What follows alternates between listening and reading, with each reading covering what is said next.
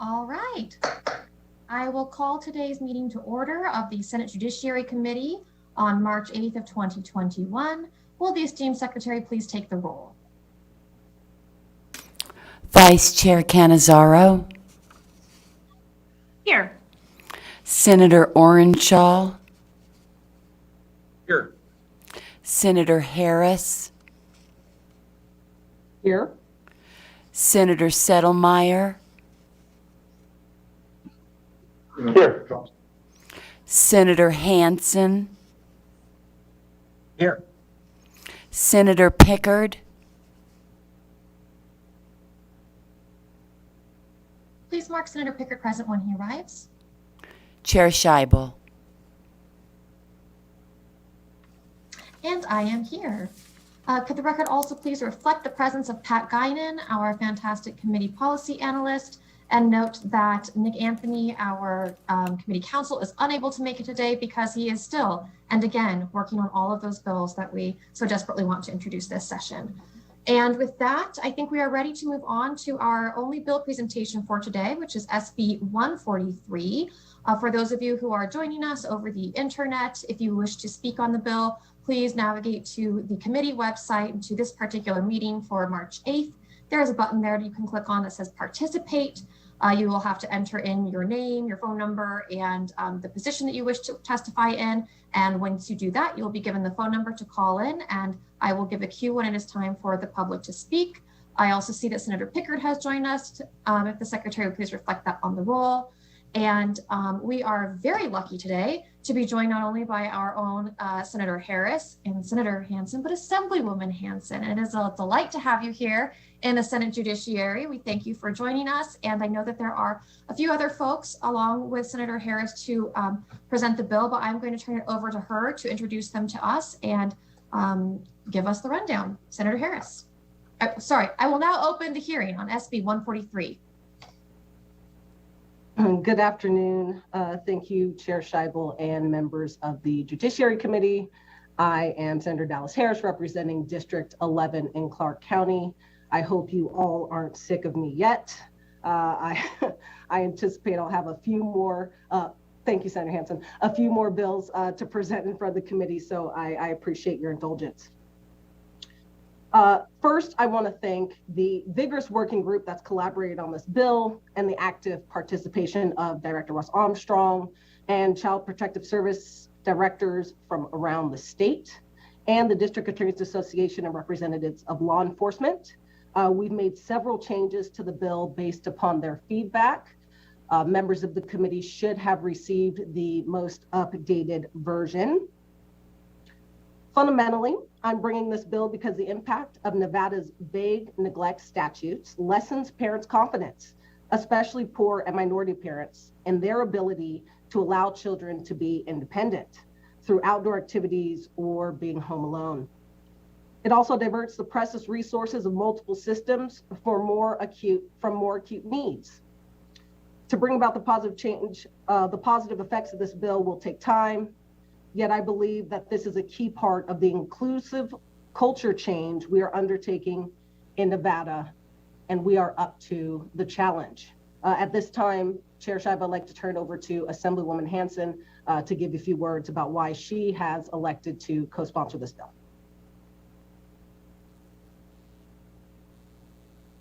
Good afternoon.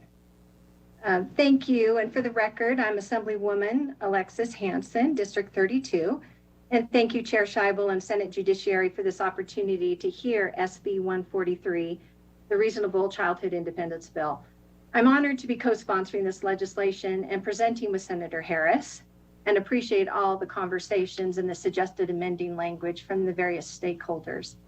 First and foremost, though, the intent of this bill is not to make the important work of law enforcement, child protective agencies, and prosecutors more difficult. We appreciate the difficult work they attend to in our state on a regular basis. We are here today to talk about the other end of the spectrum, responsible parents, and the sometimes unnecessary hindrance or stigma that they can be caught up initially in the broad scope of Nevada neglect statute. We hope with this legislation to assure responsible parents that they can use their reasonable judgment to determine if their children are capable of independently engaging in certain childhood independence. Many of you know that Senator Harris and I were raised by single moms, and I worried that if they were raising us today, they might be caught up in the broad net of our current law. My mother's circumstances were such that she allowed me, and sometimes had no other choice than to allow for me to experience reasonable childhood independence. And I benefited from that. And in turn, my 8 grown, very successful children are products of growing up with the same kind of confidence that I was allowed to develop. But today, many parents and legislators do not know what is allowable by law for their children to engage in as independent activities. Unfortunately, a culture of fear has begun to grip many parents in our communities about what is okay, what is neglect in the eyes of the law or in the eyes of my neighbor. I see this legislation as enabling good parents to be given the autonomy to make decisions about their child's independence within reasonable guidelines that are codified in statute. This is not a solution in search of a problem. The problem already exists. Parents in our communities today are being stigmatized. In closing, we are in no way trying to discourage concerned citizens from reporting questionable circumstances they see involving children, but we are trying to affirm the right of responsible parents to let their children have healthy, reasonable independence. Thank you for your time. I'm here if you have any questions. I'll turn the time back over to Senator Harris. Thank you so much, Assemblywoman Hanson. It cannot be stated enough. This bill is not attempting to discourage community members from calling law enforcement to report cases of suspected abuse and neglect. That is an important part of our system, and we need our community members to be the eyes and ears. So at this point, I will attempt to quickly walk through the bill. Section 1 within the criminal statute, NRS 200.508, adds the phrase "with criminal negligence" to paragraph 2 to appropriately focus enforcement on those situations where specific and substantiated negligence exists. Currently, the "may" term in the statute standing alone is too vague, allowing any case to be investigated, resulting in trauma to the child and parent. This section also indicates that a person is not guilty of a child neglect violation solely because that person allows a child to engage in independent activities. The new Section 2 makes the first of 2 changes to the civil statute. It amends NRS 432B.020, indicating a parent or other person responsible for the child's welfare is not guilty of neglect where he or she allows a child to participate in independent activities in which may be alone or with other children outside of the direct supervision of an adult, so long as that person has reasonable cause to believe that such child is of sufficient maturity, physical condition, and mental ability to avoid substantial and foreseeable risk of physical harm when engaging in such activities or given such permission. It then goes on to list activities such as traveling to and from school, engaging in outdoor play, remaining at home unattended, or engaging in a similar independent activity alone or with other children. This section specifically states that if a parent is engaging in activities that are neglectful or abusive, even if they are engaging in independent activities, you can still remove the child or charge the parent. In what is now Section 3 of the bill, it amends NRS 432B.140 to state that negligent treatment of a child occurs if a child is without necessary care, control, or supervision, including without limitation sustenance, education, shelter, medical care, or other care necessary for the well-being of the child as a result of the neglect or refusal of the person to provide the necessary care or control when able to do so. My hope is that this bill will have multiple positive outcomes. Parents who know their children best will not have to fear a child neglect investigation because they allowed their kids to play in the neighborhood. Try as they might, a knock on the door from a police officer or a child protective worker is still traumatizing for a child.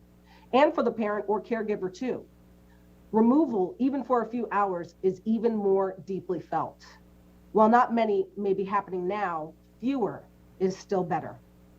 Law enforcement, child protective services, and prosecutors can focus their resources on clear cases of abuse and neglect. We will lessen the risk of conflating poverty with neglect. It isn't only middle-class kids who should be able to go shoot hoops at the elementary school. You may hear from several respected stakeholders about concerns and objectives related to these changes, including difficulties in prosecuting cases, which already have great due process involved before a child is removed from the home. We've considered these issues and, for one, have all of the confidence in the world that prosecutors can protect children in all necessary cases. And for two, as I've already stated, removal is not necessarily the issue here. Casting a cloud on parents for actions they chose to or had to take related to their children's independent activities is what we're trying to address. We have available in the Zoom to assist in answering questions to legal field, Let Grow's legal consultant, who has worked in this field for decades and is currently working in 6 other states on similar statutory changes. And Ms. Kendra Birchie, Washoe County Public Defender. She's a criminal defense attorney, but has previously worked in the field of dependency in Nevada, California, and Washington. In the spring of 2020, she taught a human development and family studies course on families and public policy at the University of Nevada, Reno. Before we take questions, Chair Scheibel, if it's okay with you, I'd like to turn it over briefly, and I will emphasize the briefly part, to Dr. Peter Gray of Boston College, co-founder of Let Grow, and expert on child resistance. And then he will be followed even more briefly by Will Adler, who is the lobbyist for Let Grow. Thank you, Senator Harris. I am a research psychologist, long been studying developmental psychology. I'm author of an introductory textbook in psychology and of many papers on children's play and what children learn in play. You know, what we know that independent play, meaning play independently of adults, children playing with other children, is essential for their healthy physical, emotional, social, and even intellectual development. Such play is how children learn to take control of their own lives, learn to make their own decisions, learn to govern their own behavior, learn how to negotiate with peers, learn to make friends. You know, these are skills that are essential for children to develop if they're going to grow in a healthy way towards adulthood. But in recent decades, we have been increasingly depriving children of the opportunity to do this. There's a great deal of research evidence that shows this. The opportunities that children have to just go outdoors and play with other kids, or to do things like walk independently to school, are far, far less than they were a few decades ago. And over this same period of time that we have seen this huge decline in children's opportunities for independent play and exploration, we've seen a huge increase in all sorts of mental disorders in childhood. And that is no coincidence. Children are, the rates of depression, the rates of anxiety by standard clinical questionnaires that have been given to children in unchanged form over the years have increased somewhere between 8 and 10-fold over the last 4 or 5 decades, over this same period of time that children have become less and less free. The rate of suicide among children, school-age children, has increased 6-fold according to CDC data between about 1960 and today, the same period of time that we have been gradually decreasing children's freedom to play and explore. Children are not developing the kinds of resilience, the kinds of problem-solving abilities, the kind of confidence that is necessary for emotional health and for their social well-being, because we're depriving them the opportunity to play. Now, the reasons for this decline in children's freedom are complex. And obviously, since this has to be short, I can't go into all the complexity of it. But one thing we know for sure is that one reason parents don't send their kids out is they are afraid that they will be charged of neglect. Whether or not they will, they are afraid they may. They've all heard of such cases. They've seen such cases. And so whether or not this is common in Nevada, and I don't honestly know if it is common in Nevada, it is important to tell parents, no, you can let your kids walk to school. You can let your kids play in the park. You can use your common sense to judge what your children are capable of. The state is not going to intervene in that unless it is clear neglect. So thank you.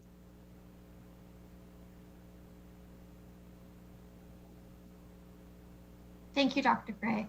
Mr. Adler? Thank you, Dr. Gray. And hello, my name is Will Adler. I am representing Silver State Government Relations today, who is representing Let Grow, the child advocacy group here. Let Grow came to us first with this bill, and a general message was, we're trying to increase the independence of children in Nevada. And my first response was, doesn't Nevada already have pretty independent children? And I said, you know, it does, but it's kind of unequal too. So that's where we started with this bill, and we kind of wanted to direct it at what can we do the most good with in Nevada, and where are some key places where we do need improvement, because we're cognizant of that Nevada is not the most impactful state with this, that we have not always been the most judgmental state when it came to child independence, but it is something that we're cognizant of, because I as a child grew up with the independence available to me to walk to school, to ride my bike, and to be basically free across northern Nevada as long as I was home by bedtime, right? But I understand that is not equally available to a lot of people. A lot of families don't feel like they can take those same practices as I was grown up with as normal, because there is a risk of having these reports come into you, and especially for single parents and households who don't have the same opportunities mine did. So taking this from that point of view, we did try and work as best we could with the DAs and law enforcement and other parties related in the state. But with COVID and everything else, we are still in the process of crafting this amendment. But the conceptual amendment we're bringing forward today hopefully has a lot of their concerns covered, and has taken a big step at trying to reach that independence and the freedom for the parent to feel like they will not be prosecuted overly much or unjustly when it comes to letting their children be somewhat independent in the state of Nevada. So basically, this bill is not looking to create any judgmental or change in the current way neglect or abuse are reported. We're not looking to close down any hotlines. We're not looking to take any actions that prevent people from reporting these incidents. But what we would like to do is structurally change somewhat what it is to have a report of this, and to basically put it to a parent that if they were doing something that was within the realm of normal, that it was okay. But if they were doing something that is clearly and likely to cause harm, that would be the line where you'd say that is not correct for this to happen here. So hopefully this bill can be well received. We do feel like it has a place in the state, and I feel like it will bring a great opportunity to open up the idea that it's okay to let your children be independent and you're still a good parent. So thank you very much. Chair Scheibel, we submit ourselves to any questions the committee may have. All right, thank you so much. Do members of the committee have questions? I see Senator Pickard, go ahead. Yeah, I usually do. Thank you, Chair Scheibel. Just a quick question for Dr. Gray. I'm wondering, we've heard about this free range kids for years. This idea that we want to let them get out and explore and learn through experience, and the downsides for keeping them cloistered. I'm wondering though, how do we, the pushback traditionally was, well, with the increased number of abductions and assaults and these sorts of things that we hear about on the news, we've got to strike a balance. How do we strike a balance? Because I know CPS is required to investigate every credible report that they get. Whether or not that turns into a removal or not, they're still required to investigate. How do we legislate that kind of balance? Thank you, Senator. That's a great question. And it's the balance always is Dr. Gray, I apologize. I'm going to have to ask you just to state your name for the record as you answer the question. Okay, yes, this is Peter Gray speaking. Thank you for that reminder. So right now, all I can say for sure right now is the balance is way out of kilter. Everybody hears about any case that occurs anywhere in the nation when some child is tragically harmed in some way or dies in some way. The truth of the matter is the data are these cases are very, very rare. The kinds of cases that we hear about are very rare. That's why they're newsworthy. That's why we all hear about them. So we tend to have these in our mind, and these inhibit parents, unfortunately, very frequently from feeling free to let their children out, and also leads child welfare people and people in general to be very, very concerned about children being out there, but over-concerned. The truth of the matter is the rates of these crimes, if you look at the data, have not really risen.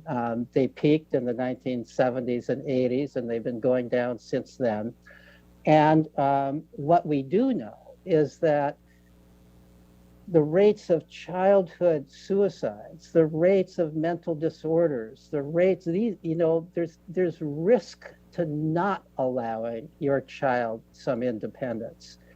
And right now, that risk is much greater than allowing your child some independence. Parents need to use judgment.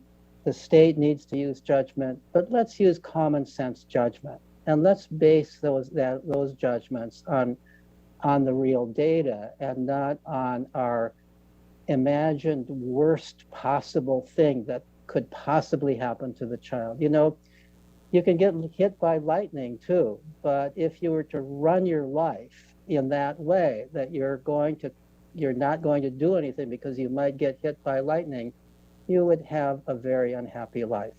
And unfortunately, we're producing that kind of unhappy life for many children today. All right, I appreciate that. And it's my understanding, and just for your perspective, my wife is one of the abuse and neglect court, the dependency court judges. And I asked her about this bill, and she said she doesn't usually hear about these kinds of cases because they don't usually have petitions filed against them for this sort of thing. But she was telling me that we've known for years that when we keep particularly young children cloistered and we don't allow them out and to interact with other children, that has some really significant long-term effects, negative long-term effects, and that we've known that for years. Do you concur with that?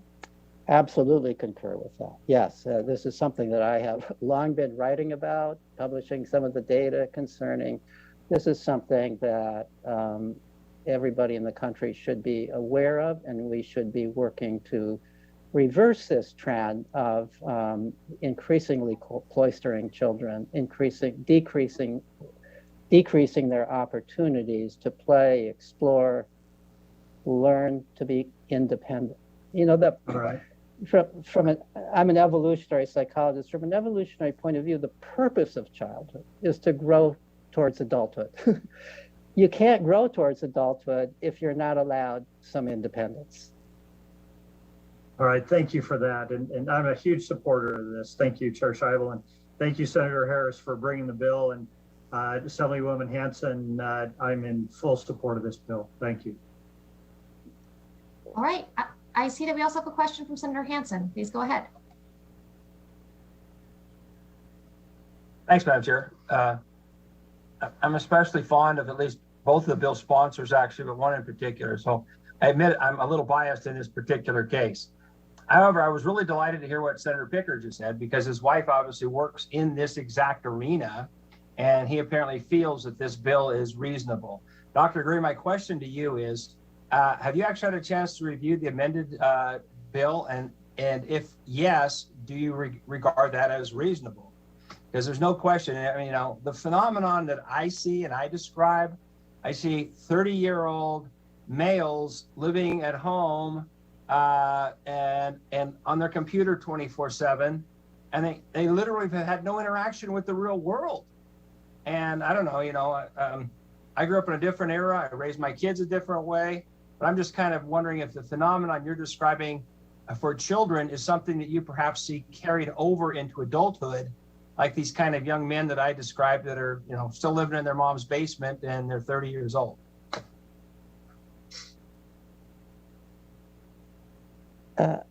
Was that a question directed towards me? Did I get that correct? I'm sorry, Doctor. Actually, it was kind of a ramble on my part, but from your field of expertise, you mentioned these children are not allowed to develop a normal process. Now, your field of expertise is the child side of it. I'm just wondering, have you followed through with these children and seeing what happens to them as adults if they're not allowed to do the normal? Yes, go to thank the park, you. walk to school stuff. I get it. And indeed, I have been very much concerned with that question. So let me give you an example. A few years ago, I was invited by the head of the counseling department, the mental health department at the university where I work, who wanted me to join him in some meetings with professors and with the guidance counselors and the therapists at the school about the fact that over the last decade, there has been an enormous increase in emotional breakdowns among college students.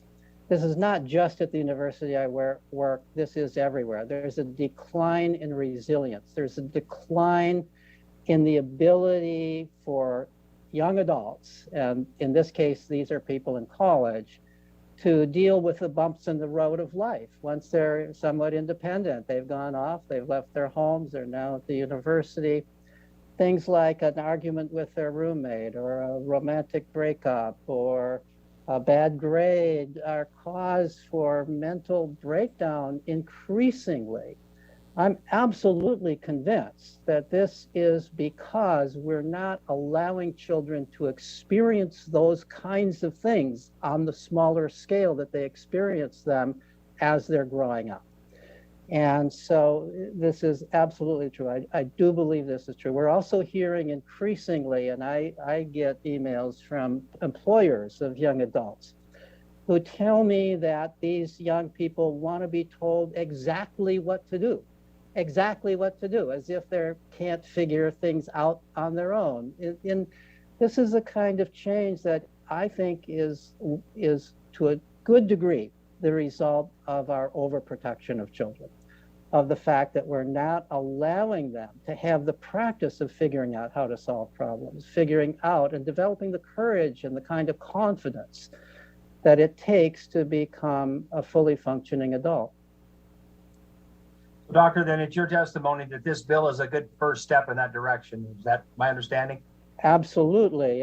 It's not the whole solution to the problem, but it's an important first step, because parents are not going to give their children the independence that the children need if they think that they might be arrested for it. Thank you, Doctor. Thank you, Chair Scheibel. Thank you all. We'll move next to Majority Leader Cannizzaro. I understand you have a few questions. Yes, thank you, Chair. And thank you, Senator Harris and Assemblywoman Hanson. Let me first start by saying that I think I probably was raised very similarly in, being asked to be outside and to have a little bit of independence. Also because my parents worked full time, and I often remember times where I was told to head outside and don't come back in until the street lights come on. So that I was outside and enjoying and playing with the neighborhood kids, and we all kind of did that together in the apartment complex and on the street where I lived. So I completely agree with, I think, the goals of this particular bill, and I'm very supportive of what you're trying to do in terms of sort of more definitely defining like what constitutes when we get into child abuse and neglect, and where we're just really seeing parents trying to give their kids a little bit more independence. And so I want to start there, but I do have some questions just about some of the language in the bill. I'm going off the conceptual amendment. So in section 2, where you include under amendment number 2, section 2, where it has the inclusion of criminal negligence, where we're talking about where someone allows or permits a child who they are either the parent or guardian of, or are in charge of the safety and welfare of that child, where you include that definition of criminal negligence, and then further on down in subsection F under section 4, where it has the definition of criminal negligence as means a gross deviation from the standard of care that a reasonable person would observe in the person's situation. Can you talk to me a little bit about why the inclusion of criminal negligence there, and why that particular definition, if that exists elsewhere, if that is what that is meant to or intended to capture? Because the way that I am sort of reading this, if you're including in the definition of what either doesn't constitute abuse or neglect of a child, or what is not negligent maltreatment of a child, some of these activities, I'm wondering why we're adding that with criminal negligence piece to it. Kendra Birchie for the record. And just for the committee's information, this language was based off of trying to work around the concerns that we heard from the district attorney's office. In some states, they have the requirement of actual harm. We don't believe that that's necessary at this time in order to have that requirement, which is why originally the language did include is likely to. Other states, including New York, has it is likely to language, but we heard from district attorneys' offices that they had some concerns over trying to prove the foreseeability of the actions or inactions. So this criminal negligence was based off of law that we found here in Nevada, specifically from in Cornella, Cornella versus Justice Court, and I'll provide that site to the committee, which that's how they described criminal negligence. And we felt that that was a fair middle grounds where we're taking into the district attorney's concerns, but also clarifying what that may would be, since may is very vague. And I appreciate that, Ms. Birchie. I guess as a follow-up, Chair, if I may, thank you. So I guess my question is, when we're actually going further in the statute, for example, under 432B020, where we're defining abuse or neglect of a child, and you're adding this language that talks about specifically where we are getting at, I think, these independent activities where a child's outside playing, where they may be left home unattended, but otherwise, can kind of fend for themselves. Obviously, we're not talking about sort of a 1-year-old child. We might be talking about an older child. Why is that not enough when you also pair that with the changes to 432B140 with respect to negligent treatment or maltreatment of a child? And Kendra Birchie for the record with the Washoe County Public Defender's Office.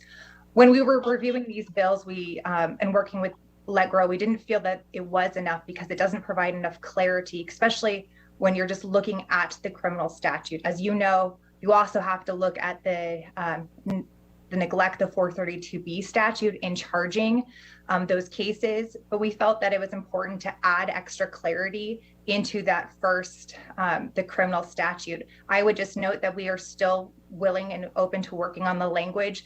That was just what we were able to reach after having heard the concerns from the district attorney's office. Okay. Yeah, and that makes sense. And I understand why you want some more clarity in the criminal context. I worry about adding things like criminal negligence when sometimes, these statutes are where you have a parent who continues to leave a child with someone who is a boyfriend or a girlfriend or a caretaker, who that child is being either sexually abused or physically abused. And whether we are sort of blurring the lines between that, which I would personally say constitutes a criminal offense. But if we're saying, well, is that a gross deviation if you're just going to leave somebody to have care over that child? that I'm just not sure about the clarity of that particular language. But we'd be happy to have some further conversations on that. But I completely understand where you're coming from with wanting more clarity just in the criminal context, because I think what you're trying to get at in terms of behavior on behalf of parents, guardians, and other caretakers is very reasonable, and we should be doing. Just want to make sure that when we're doing that, we're not somehow exempting those individuals that I think are very liable and fall under this statute for doing things that are far outside of what we're talking about here. So I think maybe some further conversations, but thank you. Appreciate that. And Chair Scheibel, if I may also just very quickly address some of Vice Chair Canizaro's concerns. One of the, you're hitting on, I think, what was one of the largest issues we've been trying to work out with this bill. And the concern of myself and the sponsors was really about the term may, where that is statistically like anything 0.001% like possibility can fall under that. And so we're trying to find a way where we're moving that just a little bit more to a less broad exemption. And so we are still working on trying to find that perfect balance. Yep, and I completely understand that and agree. And it's tough to do. I think it's tough to do, but hopefully we can find a good way to do that. So, and thank you. I appreciate it. All right, if that's it for you, then we will move to Senator Orenshaw. Thank you, Chair. And I want to thank Senator Harris and Assemblywoman Hansen for bringing this bill. And, you know, something Senator Harris said really struck me about the trauma that if there's a visit from law enforcement or a visit from a CPS officer and maybe nothing comes of it, it's not found to be a substantiated case of abuse and neglect, that, you know, in the future, I'm just wondering, this may be a question for Dr. Gray. Do you think that when there's been that visit and maybe it was found not substantiated, that the family may be even less inclined to let the child go to the park or go to the community play area or go, you know, hang out with a friend and visit a friend? I just wonder if Dr. Gray could speak about that, because I feel like, you know, even if something's not found to have been abuse and neglect, that may have like a domino effect in the future for that family and that child. I think it does. I don't have any national data on that, but I have certainly heard from individual parents who in fact have had that kind of a visit, and they say, you know, and even though a court case didn't result from the visit scared them. And it scared them, and they said, you know, I know that my child needs independent outdoor play, but I don't dare allow it. Sometimes people get a visit simply because of a child even playing in the front yard, a young child playing in the front yard. The mom is looking out, sees the child, and yet somebody reports it, and then there's a visit, and that's not likely to go anywhere in the court, but it scares the parent. It really does scare the parent. So I think parents really need insurance that they're going to be trusted to make judgments like this about their kids. Well, thank you, Gray. Thank you, Chair. And I appreciate the work of Senator Harris and Assemblywoman Hansen, and I appreciate all the stakeholders working with them. Thank you. Senator Settlemyre.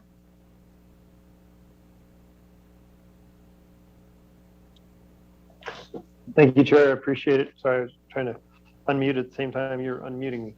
I appreciate the bill immensely. I think it's very important that children have individual time, individual play. In fact, I'd actually go further to say it's neglectful for parents that unfortunately don't encourage their children to get outside, but I also think it's neglect to not have these kids in school at this point in time. But the question I have is, what age do you think that's appropriate for individual play, autonomy, and things of that nature? Because being in agriculture, some people actually give my father a bad time because 6 and 8 years old, I was actually out working alone. But at what age do you think is appropriate for this type of discussion? And Chair Scheibel, I'll respond to that to Senator Settlemyre through you. I think the whole point is that it's up to the parent. They know that age and assessment much more than any of us could ever draw some bright line. You know, there are some 16-year-olds who aren't ready to drive, and I'm hoping parents aren't encouraging them to get out there. You know, this is really about parents who know their children. and their abilities. There are some young children who are tech savvy and can call 911 from a phone. Not only that, but jump online on Messenger if the internet or if the power's down and reach out to another parent or that's up to each individual parent. And I think that's the idea. We need to start pushing these decisions and empowering parents to make those choices. And the truth is, children vary greatly in their abilities. And that's what should be taken into account. Appreciate the answer, and I appreciate the concept of individual responsibility. Thank you. Thank you very much. Okay. I also have a couple of questions, or really one question, which has to do with how this statute is going to be utilized, because I also, like everybody here, appreciate the purpose of it and the concept behind it, but I'm trying to understand, is the idea that once a parent is arrested for criminal neglect, that their defense attorney will bring up, the new 432B and say, actually, no, this was fine? Is the idea that CPS specialists and investigators will review the conduct of a parent they're investigating against these new statutes and say, oh, wait, something we would have found substantiated last year, we won't find substantiated this year? Or is the idea that people are going to start reading the NRS and stop calling law enforcement when their neighbors let their kids stay out too late because they know that it's not considered neglect under the law? What is the prediction here? And I'll go ahead and I'll take that and then allow my colleagues to jump in if they find I've missed something. It is definitely not the third. We want people calling in when they feel children are being neglected. But I do hope that it is the first two, where defense attorneys will be able, in reasonable circumstances, to make the argument that the parent was not neglectful. And I do also hope that we can send a signal via statute that parents can feel a little more free to be able to parent their children and not be worried about any kind of criminal negligence or any other severe repercussions based upon that. So I would say it's definitely the first two. The third, I do not anticipate this bill resulting in. So I have a follow-up question from my own experience in criminal law and seeing, some really egregious cases of abuse and neglect, seeing some less egregious cases, and sometimes going through a file and seeing cases where the court or a child protective agency, frankly, should have stepped in a lot earlier. So did this, as the sponsors of the bill, as the experts in this area, I know you can't cite to specific cases and tell other people's stories, but are you aware of instances where you think you would be comfortable with the court having dismissed a case or not finding a case substantiated that they did find substantiated here in the state of Nevada based on what would be the new statute? Are we, basically I'm asking, there are type 1 and type 2 errors, right? Prosecuting parents who actually aren't doing anything wrong and failing to prosecute parents who actually are doing something wrong. And so are we actually experiencing both types of errors in Nevada? And I'll turn that over to one of my colleagues at Let Grow, or Ms. Birchie. Kendra Birchie with the Washoe County Public Defender's Office. Chair Scheibel, that's a really great question. And I think a lot of it is from what we're hearing from stakeholders across Nevada, and especially in Washoe County. Social services are already implementing some of these policies. The goal here is obviously to ensure that we're codifying that so that for the next director, the next agency, they keep up that standard. So it's difficult to say that this right now would have impacted a lot of our clients. I'm hopeful that social services or the Human Services Agency is providing maybe what we call an informal case plan, so providing them with the services from the outset instead of bringing them into the fold or removing the child. I would just note from the criminal standpoint, I'm hopeful that this will provide extra clarity for the district attorney's office as well, where if there is a charge of child abuse coming forward, and not child abuse for child neglect or endangerment, that this provides extra clarity for maybe that would provide perhaps a case to be dismissed sooner rather than it going to trial on like a gross gross misdemeanor, but providing that extra assurance that it doesn't quite meet the definition based on the conduct. Thank you. That does help clarify. And I think sometimes, we often say that we use legislation to solve a problem. Sometimes we also use legislation to keep doing something that we're doing right. So if this codifies policy that is working, that's also a good step in the right direction. And I appreciate you elucidating that for me. Does anybody else have questions for the presenters or subject matter experts? Not seeing any, we will move to testimony in support of SB 143. Thank you, Chair Scheibel. To testify in support on Senate Bill 143, please press *9 now to take your place in the queue. Once again, to testify in support on Senate Bill 143, please press *9 now to take your place in the queue.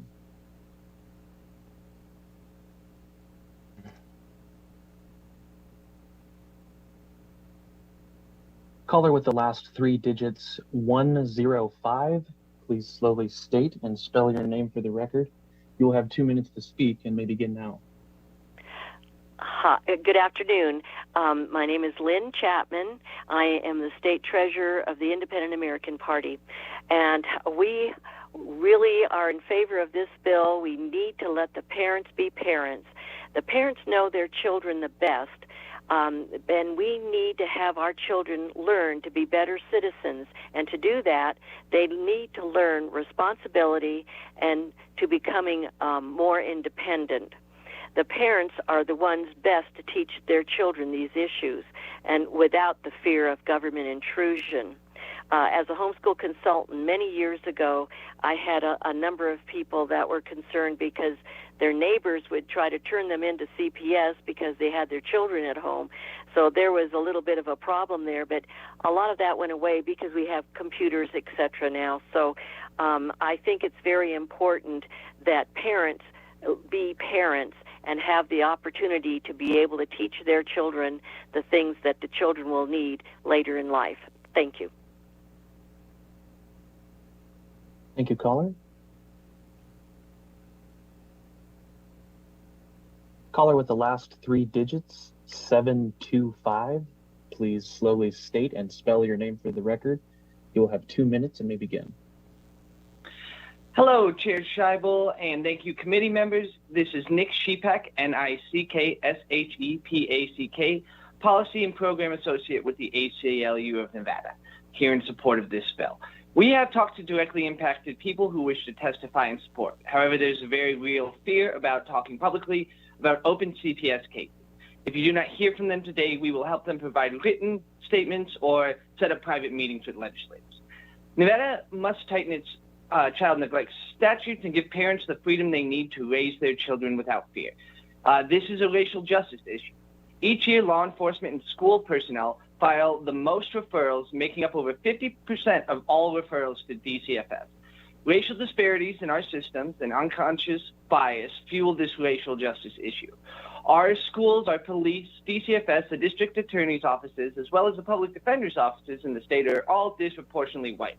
While these public servants are some of the most well-intentioned and hardworking people in the state, it is clear that the current makeup of our system disfavors families of color and puts them at a higher risk of being investigated for child neglect and having a child removed. Clear and narrow neglect statutes will help protect these families. To drive home the racial justice issue here, I want to share a few numbers from Washoe County. This is county-provided data based on zip codes. The data is from 2016 to 2020. The South Reno area, which is 90% white and has a population of 27,000 people, had 142 investigations and 33 removals. The West Reno out to about the Verdi area, which is 80% white and has a population of 31,000, had 393 investigations and 61 removals over this 4-year period. In comparison, the Midtown Reno area, which includes Midtown and the area around the airport, which is only 65% white and has a population of just under 40,000, had over 18,000 investigations and 535 removals. The North Reno up to the North Valleys area, which is 59% white, and has a population of 20,000, had over 1,000 investigations and 336 removals over this period of time. It appears clear that the larger the minority population. So I would encourage you to submit the rest of your testimony in writing. Yep, thank you. We urge you to support the bill. Thank you. Thank you, caller. If you've recently joined our meeting this afternoon, we are currently on support testimony on Senate Bill 143. If you'd like to provide support testimony, please press star 9 now to take your place in the queue.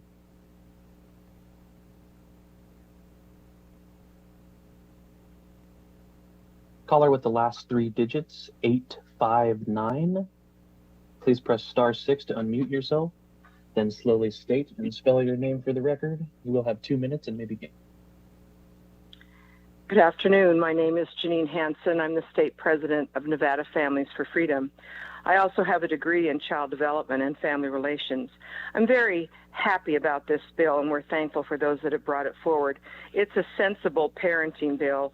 It allows parents to make deliberate decisions about their parenting and the ability to give their children the opportunity to play outdoors with other children, walk to school, and stay home alone if they are mature enough without fear of being charged with neglect. We support this concept and feel like children need an opportunity to grow and develop and learn about life, and without parents being concerned about being charged with neglect. And we support this bill. Thank you very much for bringing it forward. Thank you, caller.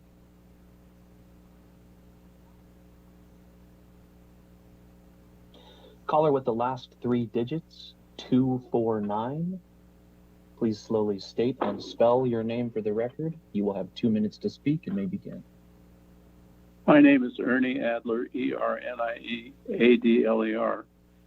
and I'm speaking in favor of this bill. I remember when I was a child growing up, we had a family of 6, so my mom could not keep track of us and didn't need to keep track of us.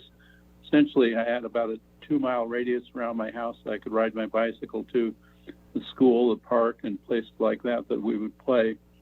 I don't think that it's possible to do that today, quite frankly, but I think this bill adds a little bit more freedom for kids to go out and have adventures on their own.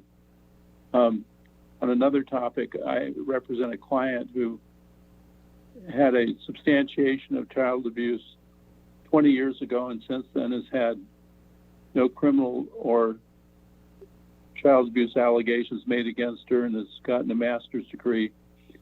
And she's faced with the fact that these substantiations of child abuse stay on your record for decades. And so I think that we need to be very mindful of the fact that parents be very hesitant to let their children be children because of the fact that if there is a substantiation of child abuse, that can remain on your record and can influence whether future employers will actually offer you a job. I have nothing further. Thanks. Thank you, caller.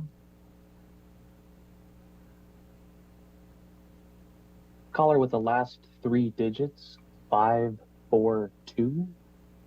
Please press star 6 to unmute yourself, then slowly state and spell your name for the record. You will have 2 minutes to speak and may begin.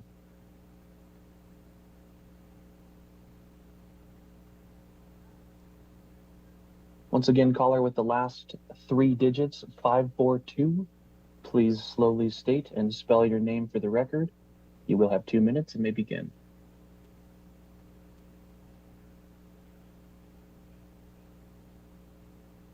Moving on. Caller with the last 3 digits, 090. Please slowly state and spell your name for the record. You will have 2 minutes and may begin. My name is Erin Phillips, E-R-I-N-P-H-I-L-L-I-P-S. LLIPS. I'm the president of Power to Parent, and I represent nearly 10,000 parents across the state of Nevada. Our organization exists to empower parents to advocate for their children because we believe that parents know what's best for their children, and they know their children best. We are in support of this bill, SB 143, because we believe that only parents understand the maturity of their child and can best make decisions regarding their level of independence. Parenting is difficult enough without the fear of CPS or other government agencies second-guessing reasonable parenting decisions, especially in this last year where parents have had to make the impossible decisions regarding whether to leave their children home while learning online or go to work. We know low-income families are disproportionately affected because they are without resources for childcare. Families should not be punished for providing for their families. As a former foster parent myself, I understand and appreciate the need for these agencies in the cases of real and serious neglect or abuse. But I understand that responsible parents can and should be allowed to make reasonable parenting decisions about the maturity and independence of their children. We are grateful for this bipartisan legislation that protects the rights of parents to make reasonable parenting decisions for their children. Thank you for bringing it forward. Thank you, caller.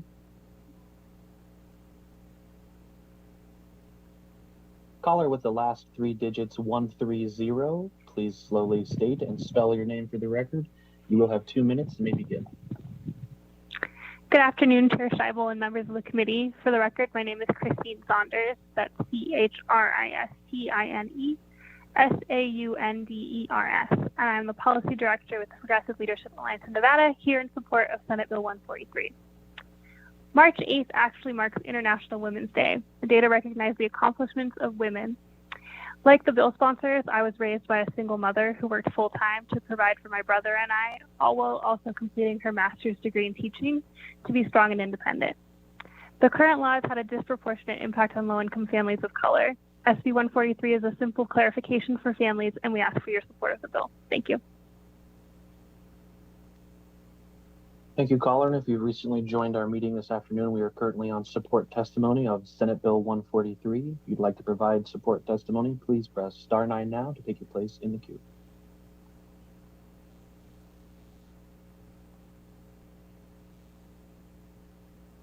Caller with the last three digits, 611.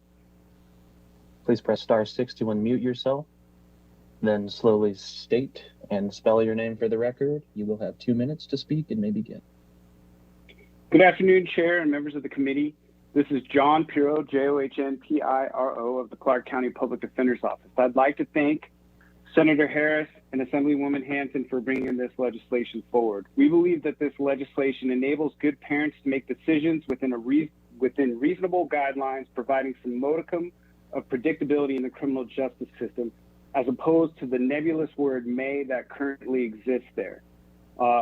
We have proffered a chance at defining criminal negligence, which is defined in case law from the case Cornella v. Justice Court 132 NEV.587, pin site 593-294 is the page, and it's a 2016 case.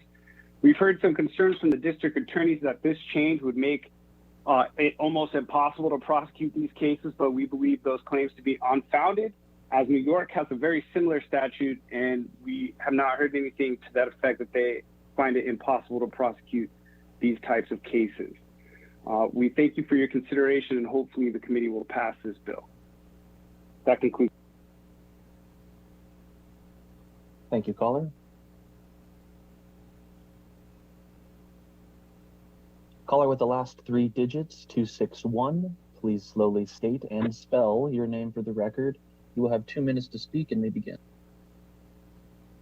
Good afternoon, and thank you, Chair. My name is Jillian Block, GILLIANBLOCK, speaking in support of SB 143 on behalf of the Coalition of Legal Service Providers.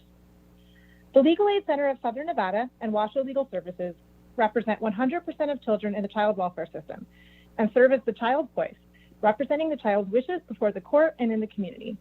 We are in support of SB 143, which will make the law around child neglect more clear and prevent unjustified interventions and the removal of children from their homes. Interventions, including the removal of a child from their parents, are traumatizing to the child. Research shows that separating a child from their parents has long-term detrimental effects on a child's emotional and psychological health and well-being. Further, neglect interventions disproportionately affect children from low-income families and families of color. SB 143 will help prevent these negative consequences of removal when it is not appropriate. Thank you. Thank you, caller. Caller with the last 3 digits, 497. Please slowly state and spell your name for the record. You will have 2 minutes to speak and may begin.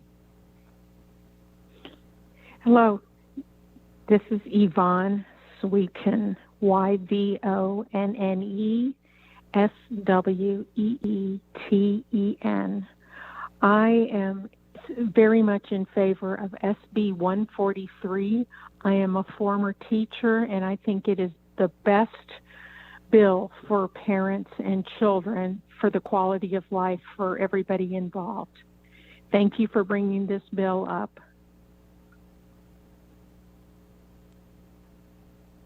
Thank you, caller. And with that, Chair Scheibel, there are no more callers to give support testimony at this time. All right. Thank you so much for your help, Mr. Kyle, and to everybody who called in to testify in support. At this time, we will move on to testimony in opposition to SB 143. Thank you, Chair. To testify in opposition on Senate Bill 143, please press *9 now to take your place in the queue.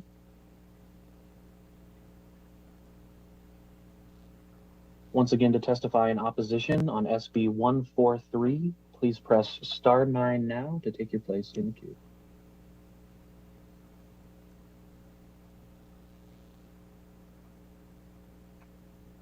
Caller with the last 3 digits, 240.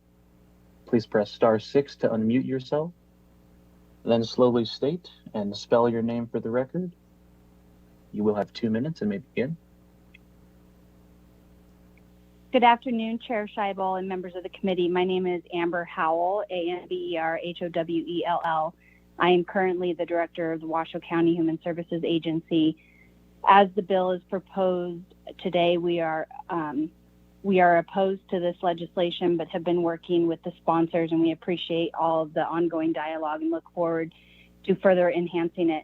About 8 years ago, we embarked on a statewide change throughout our system on our intervention with families and removals. Our safety model requires us to do whatever we can to mitigate a removal by finding alternatives to placement in foster care. Staff are now required to exhaust all efforts to mitigate removal.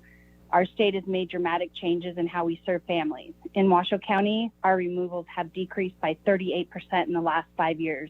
Less than 15% of our removals are due to lack of supervision, which many of these case examples surround.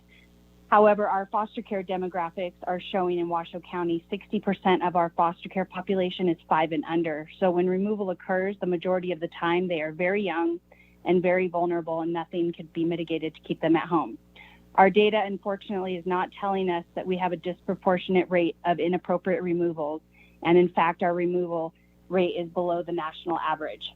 We've been unable to come up with any data to support this need, and our data certainly doesn't suggest that this is problematic. This proposed legislation would not codify our policies. Washoe County wants to be careful that we don't create law that impacts the significant improvements that we've made and continue to ensure the right children are placed in care and families get services to prevent placement in foster care. We believe this is an education issue not to be solved by statute. Our workers in the field present themselves as a helpful resource and not a threat or as a form of harassment. Our practices have evolved significantly over the years, and we do everything we can to keep families together when safety is not in jeopardy. Thank you for your time. Thank you, caller. If you've recently joined our meeting this afternoon, we are currently on opposition testimony on Senate Bill 143. To provide opposition testimony, please press *9 now to take your place in the queue.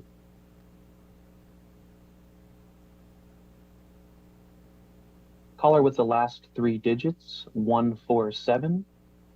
Please slowly state and spell your name for the record. You will have 2 minutes to speak and may begin. Good afternoon, Chair Scheibel. This is Bridget Duffy, BRIGIDDUFFY. I am the director of the Juvenile Division for the Clark County District Attorney's Office. My attorneys support the Clark County Department of Family Services, and I'm here today to submit the Clark County Department of Family Services testimony on the record in opposition. Chair Scheibel and members of the committee, I want to first thank Senator Harris and Assemblywoman Hanson for focusing on ensuring that the people of Nevada do not believe that this bill is encouraging to stop reporting child abuse and neglect. We are concerned currently as child welfare agencies that we are having an underreporting of abuse and neglect, especially during the pandemic. So I really appreciate, as does the child welfare agencies, on that clarification. I have been in the child welfare system as a prosecutor and for 4 years as a court hearing master, and I've seen atrocities of people turning a blind eye and the relief that we have when a citizen assists a child in escaping torturous conditions in the home. I've been doing this for 20-some years now. And I also want to thank the several stakeholder meetings that we've had to try to come to an agreement, although still in opposition today. We are still willing to have these conversations moving forward. I submit also as to the same testimony that Director Howell has made on behalf of Washoe County, and I would like to add just a brief statement more. This session, you will be seeing legislation that is going to put into statute a requirement that child welfare agencies must have warrants to remove children from their homes absent exigency. So if a child abuse agency determines that there is an act of neglect by child welfare agency standards and statutory standards, the child welfare agencies currently by policy must obtain a warrant to even remove the child. All of those removals absent exigency or emergency circumstances must have a check and balance from a court to determine whether or not we may seize that child and remove. That is based upon a Ninth Circuit decision. And child welfare agencies are subject to civil rights violations and lawsuits for removing children absent exigency and without a warrant. That is a layer of protection that I believe has been ignored with this legislation, that we are not just going in and taking children absent court review prior to that removal. I also want to bring attention to Amendment Number 3, new Section 2 in 432B.020, subsection 2C, which uses the term person responsible for the welfare of the child. That term is actually defined already in 432B and extends to things such as residential treatment facilities, daycare facilities, and institutions. So by using that language, you will be having those types of institutions and daycares substituting their judgment for a parent's judgment on whether or not a child is of sufficient maturity, physical condition, or mental ability to be able to conduct these independent activities. I will also submit that of our agency calls, you will hear later from our Division of Child and Family Services leadership, and which has also been submitted into Nellis, the statistics statewide, and only 40% of our calls are actually assigned for investigation.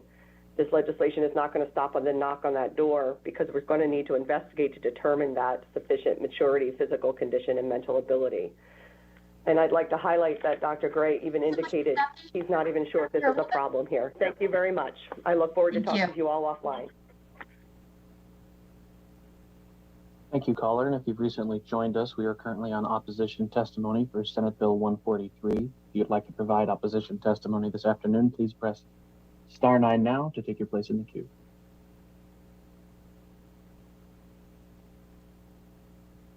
Caller with the last 3 digits, 648. Please slowly state and spell your name for the record. You will have 2 minutes and may begin. Thank you, Chair Scheibel, members of the Senate Judiciary Committee. My name is John Jones, John Jones, and I'm here on behalf of the Nevada District Attorneys Association in opposition to SB 143. I want to start off by thanking Senator Harris and Assemblywoman Hanson. We have had several constructive meetings on this bill, and I will say that the bill is at least moving in the right direction in terms of language. However, we still have significant concerns. We agree, first of all, with the premise that children should be given appropriate amounts of independence to aid with their physical, mental, or emotional development, and that's not in dispute here. What we do dispute is that changing our abuse and neglect laws are the vehicle in which to accomplish those goals. Our first major concern with this bill is that it's presented as providing parents with more guidance. But this bill doesn't just apply to parents. redefines a person responsible for the welfare of a child. And that is much broader than just parents. It includes daycare workers, teachers, babysitters, anyone who comes in contact with a child on a somewhat regular basis. In essence, while this bill purports to provide protection and guidance to parents, in fact, it makes it harder for law enforcement and CPS to investigate and prosecute daycare workers, coaches, preschool teachers, and other non-parental figures who neglect children. This bill would allow these non-parental authorities to assert their opinions of a child's maturity, physical or mental condition as a defense. They are not parents. They are not in the same position as parents. But this bill gives them parental standing to make these determinations and would make prosecuting them harder. Our second issue is with the addition of criminal negligence in Section 1. I will say that the word is better than the proposed original version, but it is still not in a position where DAs can support it. We have been and will continue to be involved as this bill develops, and we look forward to continuing that dialogue. Thank you for your time. Thank you, caller. And with that, Chair Scheibel, there are no more callers to give opposition testimony at this time. All right, thank you. If that concludes opposition testimony, we will now move to testimony in the neutral position. Thank you, Chair. To testify in neutral on Senate Bill 143, please press star 9 now to take your place in the queue. Once again, to give neutral testimony on SB 143, please press star 9 now to take your place in the queue.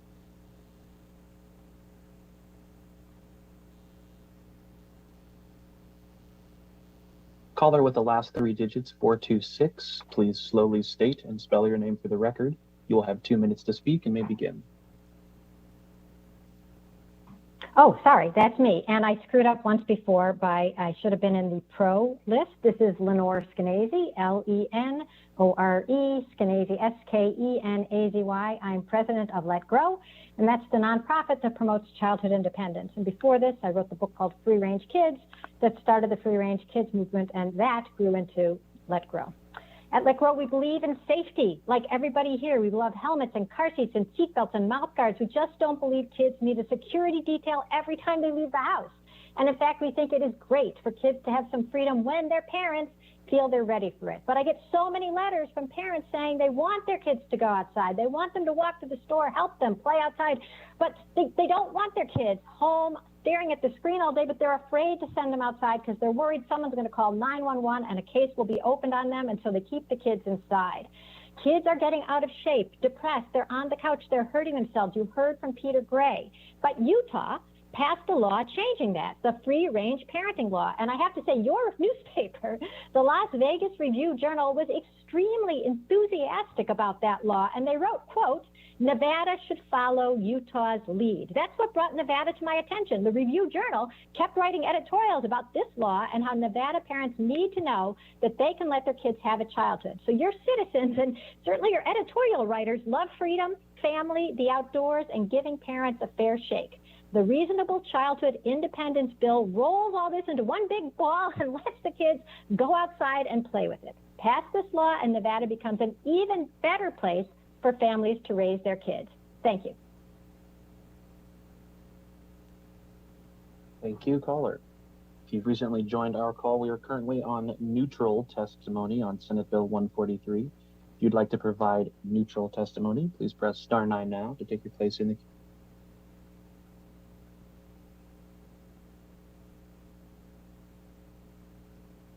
Caller with the last 3 digits, 149. Please slowly state and spell your name for the record. You will have 2 minutes and may begin. This is Ross Armstrong, Rossarmstrong.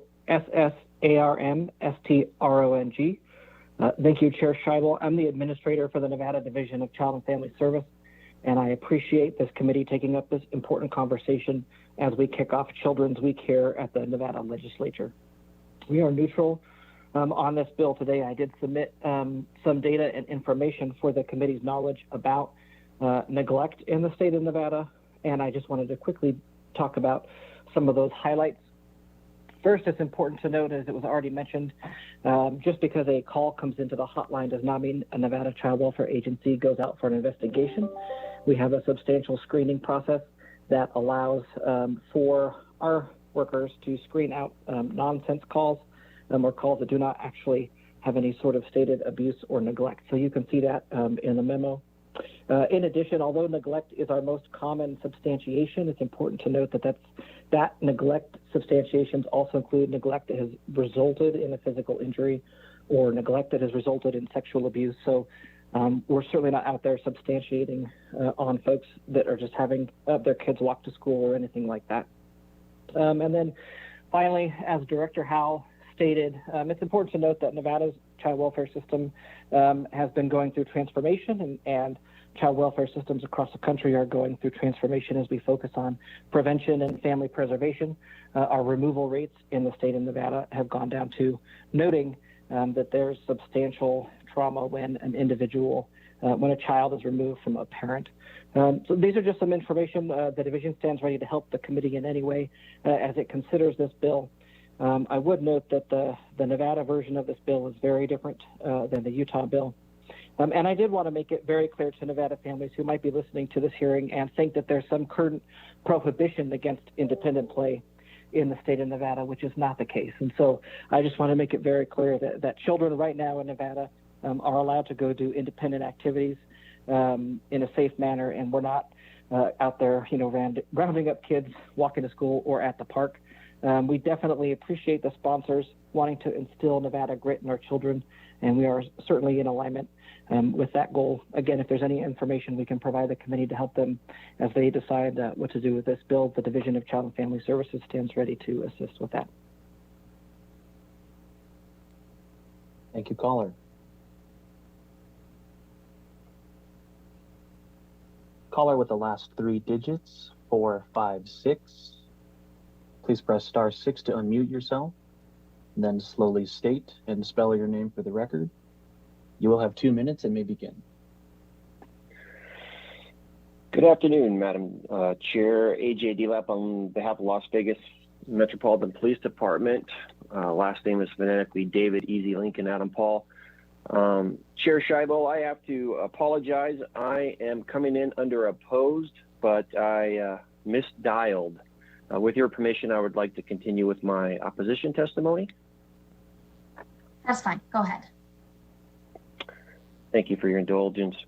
Unfortunately, the Las Vegas Metropolitan Police Department is opposed to SB 143. We appreciate the efforts put forth by primary sponsors, Senator Harris and Assemblywoman Hanson, and the many stakeholders interested in this measure.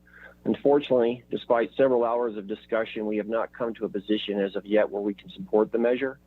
The Las Vegas Metropolitan Police Department has deep concerns that the proposed changes made in SB 143 to a current state law may have the unintended consequences of reducing law enforcement's ability to protect children who truly are being neglected, endangered, or abused. We support the concerns expressed by our child protection partners and the district attorney's offices in both juvenile and criminal divisions. As it relates specifically to law enforcement operations, it is difficult to craft language that would curtail members of the public from making reports to law enforcement that are erroneous, misconstrued, or purposely vindictive, and not in turn have a chilling effect on law enforcement's response to actual child neglect calls. In short, law enforcement would rather receive the report of child abuse or neglect and respond accordingly than to risk even the possibility of one child continuing to suffer in an abusive or neglectful situation. As always, we welcome further discussion of SB 143 in the hopes of arriving at a point where we can be in support of the measure. With that, I would like to conclude my testimony on SB 143, and thank you, Chair Scheibel, for your indulgence. I apologize for my IT difficulties. At this point, you think I would have it down. But thank you and have a good afternoon to you all. Thank you, caller. And if you've recently joined our call this afternoon, we are currently on neutral testimony for Senate Bill 143. If you'd like to provide neutral testimony, please press *9 now to take your place in the queue.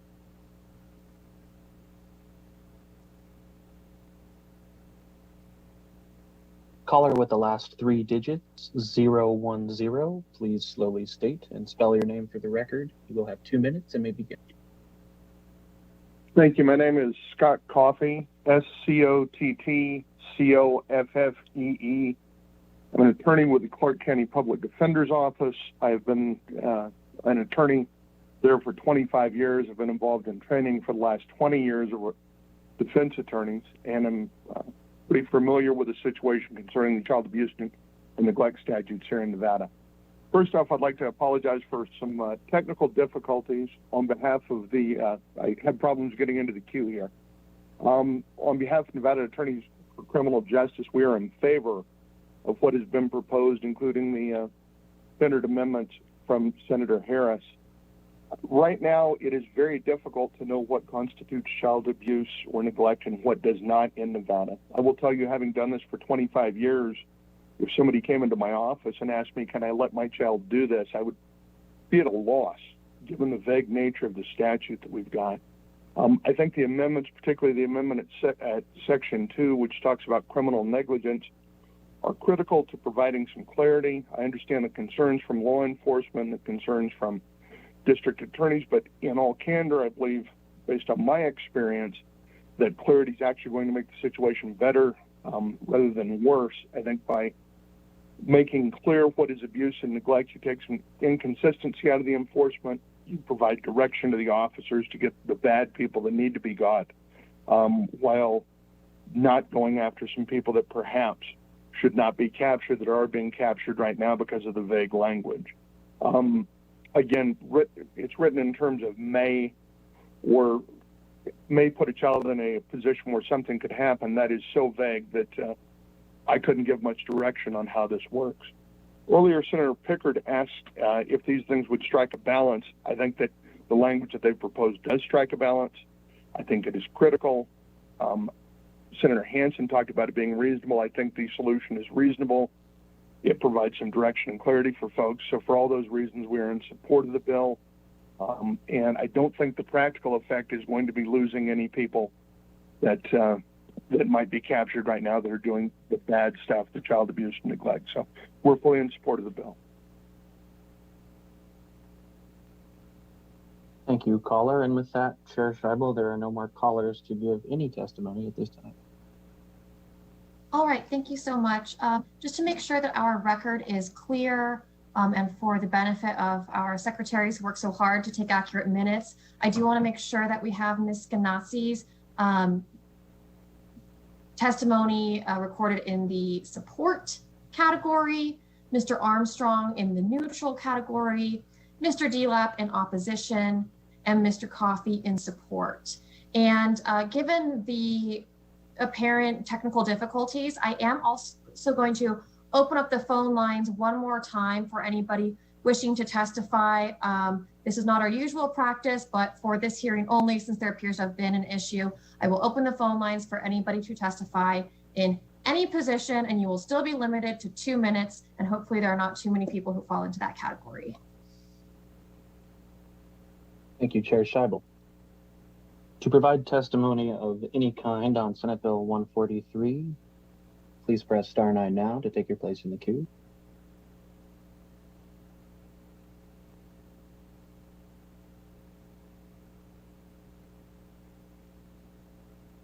And Chair, at this time, there are no more callers to give testimony.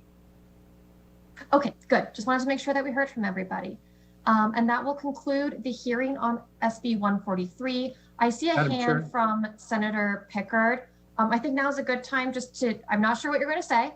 If it's a question for someone who specifically testified, I'll ask that you follow up with them offline, and you can always ask me or our committee manager for that person's contact information. If it's a comment on the bill or a question for somebody who's still on this call, please go ahead, Senator. Yeah, no, I appreciate that, Chair Scheibel. I was just wondering, because all of the, well, not all, but the people in the know, the prosecutors particularly, Ms. Duffy and Mr. Jones, spoke about, we're moving in the right direction. We've got some problems with the language and the unintended consequences, but we never really heard what those are, or what the proposed language might be. And I would be very interested to hear if, we're not too far off, maybe we can get that on the record and smoothed out. But I also don't necessarily want to drag this out any longer than we have to. I appreciate the question. It sounds like something you can discuss with the sponsor offline, or perhaps with those agencies who called in to testify in opposition.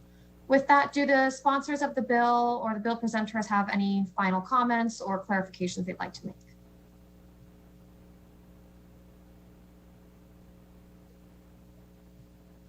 I am not seeing any. If I can, Chair Scheibel, just make one last statement. I just want to thank everyone who has been a part of this this labor of love.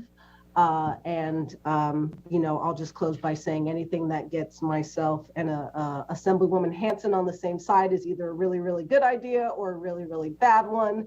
And I hope that we've convinced you all that it's the former. Thank you, Senator Harris. And that will actually conclude the hearing on SB 143. I will now close the hearing on SB 143. That takes us to the last item on our agenda, public comment. Thank you, Chair Scheibel. To provide public comment this afternoon, please press *9 now to take your place in the queue. Once again, to give public comment, please press *9 now to take your place in the queue.